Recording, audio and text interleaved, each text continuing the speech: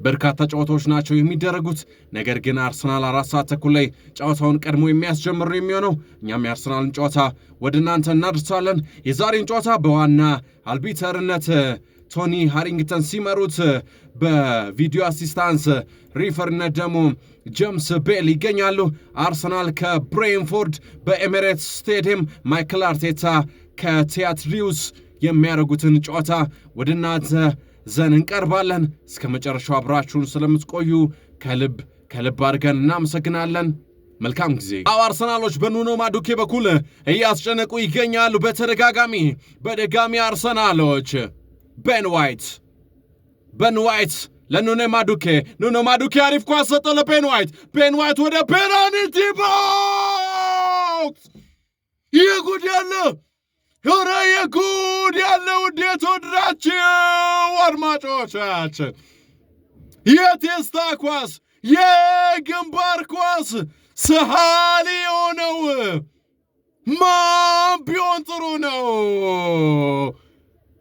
ሚኬል ሜሪኖ ከሰሞኑ አርሰናሎችን ከሽንፈትና ነጥብ ከመጣል በተደጋጋሚ ከሌሃንድሮ ትሮሳርድ በኋላ እየጠቀማቸው ይገኛል።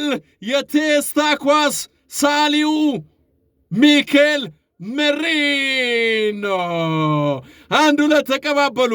ቤን ዋይት ምን አይነት የቄንጥ ኳስ ላከለት ለቤን ዋይት ኑኖ ማዱኬ።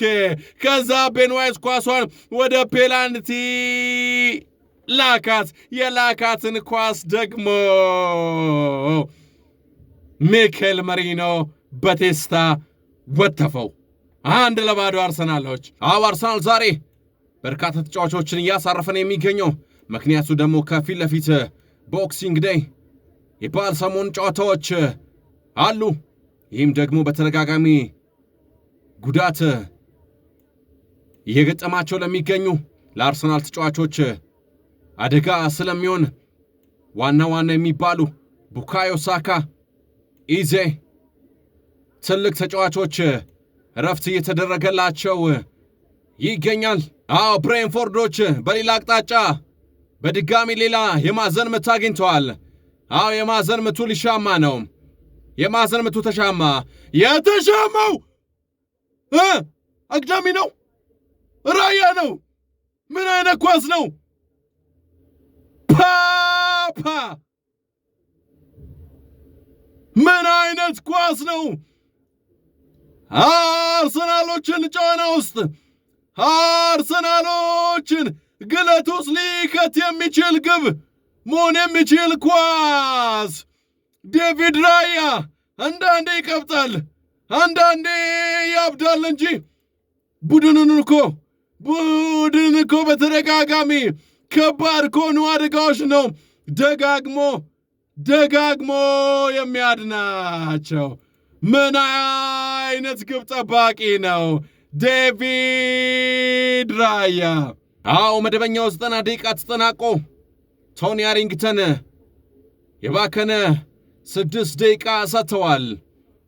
አርሰናሎች ሚኬል ሜሪኖ የዛሬው አስደናቂ ተጫዋች ሚኬል ሜሪኖ አሪፍ ኳስ ላከ ለቡካ እንዴ ለክሪስ መስጠት ይችል ነበር።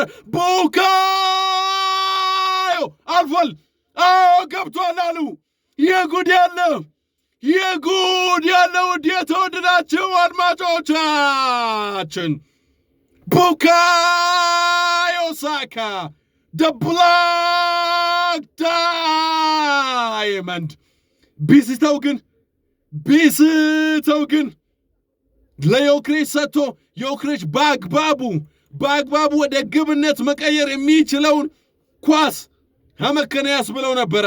ራስ ወዳድነቱን ያሳይ ነበረ።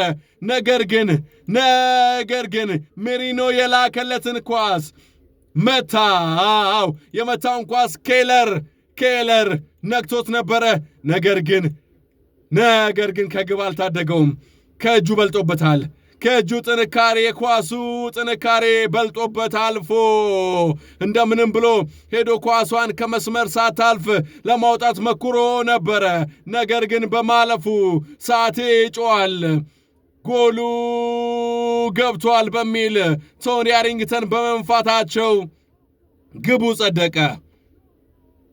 አርሰናሎች 2-0 መምራት ጀመሩ።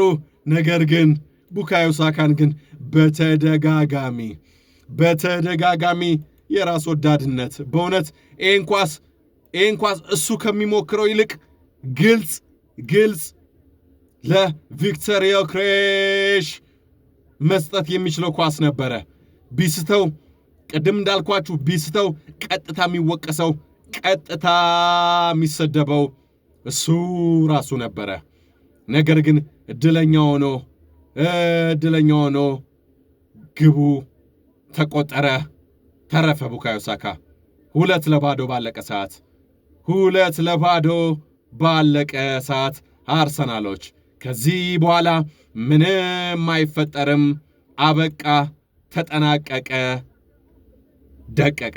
አርሰናሎችም መሪነታቸውን ማጠናከሪያ ነጥብ ከዚህ በኋላ አገኙ ማለት እንችላለን። አርሰናሎች ከዚህ በፊት በነበሩ የውድድር ዓመቶች እየመሩ ከነሱ በፊት የተጫወቱ ነጥብ ያገኙ ወደ እነሱ የቀረቡ ቡድኖች ካሉ ብዙ ጊዜ ነጥብ የመጣል ልማድ ነበራቸው። ዛሬ ግን ያንን ልማዶቻቸውን ቆርጠው አፍርሰው የጣሉ ነው የሚመስለው። 2-0 አበቃ። ከዚህ በኋላ በ5 ነጥብ ልዩነት